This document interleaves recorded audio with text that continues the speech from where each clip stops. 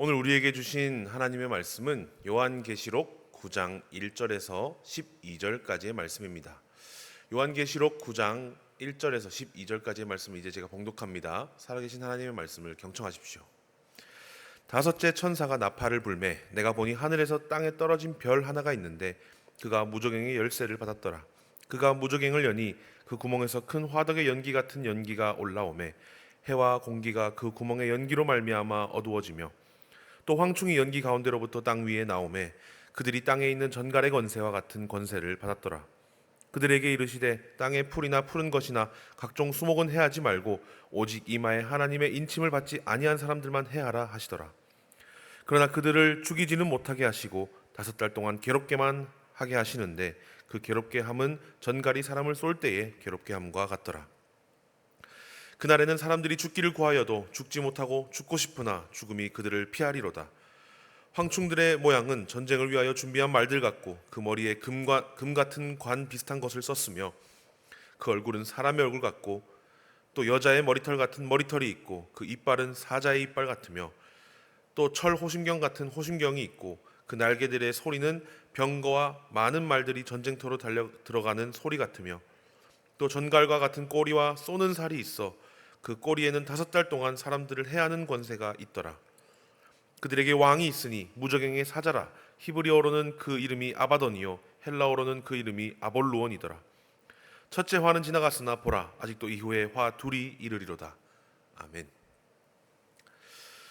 오늘 본문은 요한계시록의 내용으로 요한이 보게 되는 환상의 일부 중에 천사가 부는 7나팔과 그 나팔을 시작으로 펼쳐지는 영화와도 같은 두려운 재앙들이 펼쳐지게 됩니다.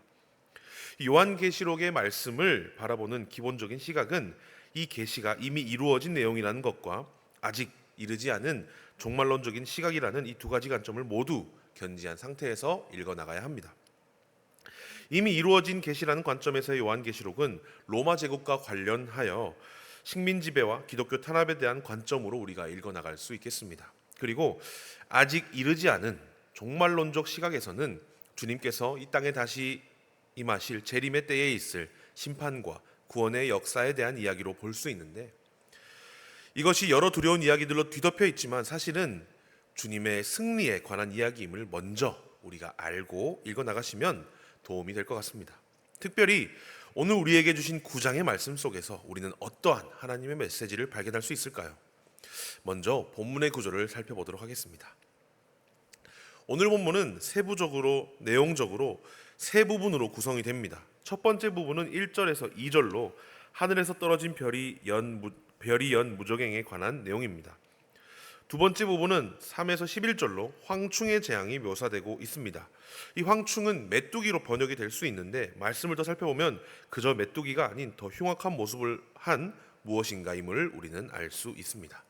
마지막 세 번째 부분은 아직 화가 2번 더 남았다라는 것을 암시하며 오늘 본문이 맞춰지게 됩니다. 요한계시록의 이런 본문들을 우리가 읽어나가다 보면 이런 무섭고 두려운 묘사에 우리는 쉽게 압도당하기 마련입니다. 많은 사람들이 이 본문을 읽으며 사탄과 악의 세력이 얼마나 강력하고 끔찍한지에 쉽게 집중하고는 합니다. 그래서 얼마 못 가 두려움에 사로잡히거나 반대로 이게 나와는 상관이 없는 이야기다라고 치부해버리기도 하죠. 그러나 이 본문의 핵심은 사탄이나 어둠의 권세의 능력을 과시하는 것에 있지 않습니다. 오히려 그 반대입니다. 앞서 말씀드린 것처럼 요한계시록은 주님의 승리에 관한 자세한 묘사이기도 합니다. 오늘 본문에 나타나는 사실은 이러한 무시무시한 환상 속에서 우리는 하나님의 주권 아래 철저히 통제되고 제한되는 사탄의 한계라는 것을 우리가 발견할 수 있습니다. 오늘 말씀을 통해 악의 세력이 아무리 발버둥 쳐도 결코 넘을 수 없는 한계가 무엇인지 깨닫고 두려움이 아닌 하나님이 주시는 참된 평안과 담대함을 얻으실 수 있기를 바랍니다. 먼저 첫 번째입니다. 사탄의 활동은 허락된 범위 안에서만 가능하다는 것입니다. 1절 말씀입니다. 다섯째 천사가 나팔을 불매 내가 보니 하늘에서 땅에 떨어진 별 하나가 있는데 그가 무저갱의 열쇠를 받았더라. 이 하늘에서 땅에 떨어진 별, 우리는 이것을 루시퍼 혹은 사탄이라고 흔히들 알고 있는데요. 이 사탄은 열쇠를 스스로 가진 것이 아니라 받았습니다. 다섯 번째 천사가 나팔을 불 때 하늘에서 땅에 떨어진 이 별 하나, 이 존재는 무저경의 열쇠를 받았더라라고 기록되고 있습니다. 스스로의 능력으로 열쇠를 만들어내거나 차지한 것이 아닙니다. 그의 모든 활동의 시작은 하나님의 주권적인 허락 아래에 있습니다. 이는 사탄이 결코 하나님과 대등한 존재가 아니며 그의 모든 권세는 오늘 본문에서 봤을 때 위임되고 또한 제한된 것임을 명확하게 보여주고 있습니다. 마찬가지로 우리는 세상을 보며 악이 승리하는 것처럼 보일 때 우리의 마음이 쉽게 낙심되고는 합니다. 그러나 우리는 기억해야 합니다. 악의 모든 활동은 하나님의 더 큰 계획과 주권이라는 울타리 안에서만 허용될 뿐이라는 것 말입니다. 욥의 고난에서 사탄이 하나님께 허락을 구해야만 했던 것처럼 말입니다. 악의 세력처럼 보이는 권세조차도 하나님의 주권 아래에 있으며 그 모든 것을 합력하여 선을 이루실 주님을 믿는 믿음으로 우리는 그 가운데 흔들리지 않을 수 있을 것입니다. 두 번째로는 사탄의 공격 대상은 제한되어 있다라는 것입니다. 우리 4절 말씀을 함께 보겠습니다. 그들에게 이르시되 땅의 풀이나 푸른 것이나 각종 수목은 해하지 말고 오직 이마에 하나님의 인침을 받지 아니한 사람들만 해하라 하시더라. 이 무저갱에서 나온 황충들에게 아주 구체적인 명령이 주어지고 있습니다. 땅의 풀이나 푸른 것이나 각종 수목은 해하지 말고 오직 이마에 하나님의 인맞지 아니한 사람들만 해하라. 이것은 이 영적 재앙의 핵심적인 경계선으로 볼 수 있습니다. 이 공격 대상은 모든 사람이 아닙니다. 하나님의 소유됨과 보호하심을 상징하는 하나님의 인을 받은 성도, 그런 성도는 이 공격의 대상에서 명백히 제외되고 있다는 것을 우리는 살펴볼 수 있습니다. 이 세상이 영적인 혼란과 고통으로 신음할 때에 성도의 가장 큰 안전함은 어디에 있습니까? 그것은 바로 우리의 신분, 즉 하나님의 인맞은 자라는 정체성에 있습니다. 우리의 구원과 안전은 세상의 상황이 아니라 우리를 소유하시고 지키시는 하나님께 달려 있다는 것입니다. 우리의 이마에 하나님의 인이 있습니까? 이 말은 곧 우리가 예수 그리스도를 주로 고백하고 살아가는 성도, 그리스도인입니까? 라는 질문과 같습니다. 우리가 그리스도인의 정체성으로 살아간다면 이러한 악의 공격이 닿지 않을 뿐 아니라 무의미합니다. 마지막으로 보겠습니다. 사탄의 공격 방식과 기간은 통제된다라는 것입니다. 5절 말씀 보겠습니다. 그러나 그들을 죽이지는 못하게 하시고 5달 동안 괴롭게만 하게 하시는데 그 괴롭게 함은 전갈이 사람을 쏠 때의 괴롭게 함과 같더라. 사탄의 세력은 극심한 고통을 줍니다. 그 고통이 얼마나 심한지 오늘 본문 말씀을 보면 사람들이 죽기를 구하여도 죽지 못하는 어떤 영적인 정신적인 괴로움이 그들을 괴롭게 할 것입니다.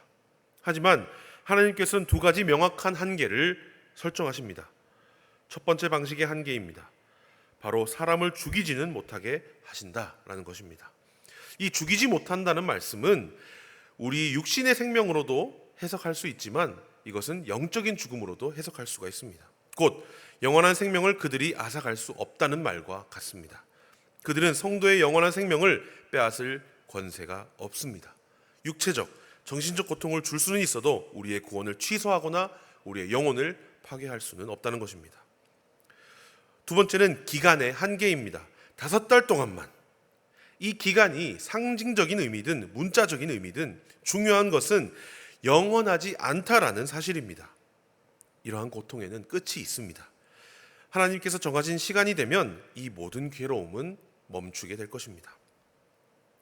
우리가 겪는 영적 싸움과 시련이 끝없이 계속될 것처럼 느껴질 때가 있습니다. 그러나 오늘 말씀은 우리를 이렇게 위로하고 있습니다. 하나님께서 그 고통의 깊이와 기간을 정확하게 알고 계시며 통제하고 계시다는 것 말입니다. 이 고난은 우리를 망하게 하기 위함이 아니라 연단하고 정결하게 하여 결국에는 그것이 끝날 것으로 말씀되어지고 있습니다. 요한계시록에 나오는 일들은 끔찍하고 두렵게 묘사가 되지만 그것은 주님의 인치심을 받지 않은 믿지 않는 자들에게나 그러할 일이지 믿는 우리에게는 결코 두려워할 일이 아닙니다. 이러한 심판과 고난은 믿지 않는 자들에게는 그러하겠지만 믿는 우리에게는 승리의 역사이기 때문입니다.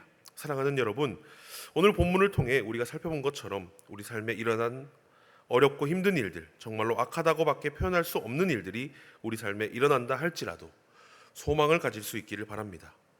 그러한 악한 일들과 고난들도 주님께서 주권적으로 통제하고 제한하고 계시다는 것을 우리는 믿을 수 있어야 합니다.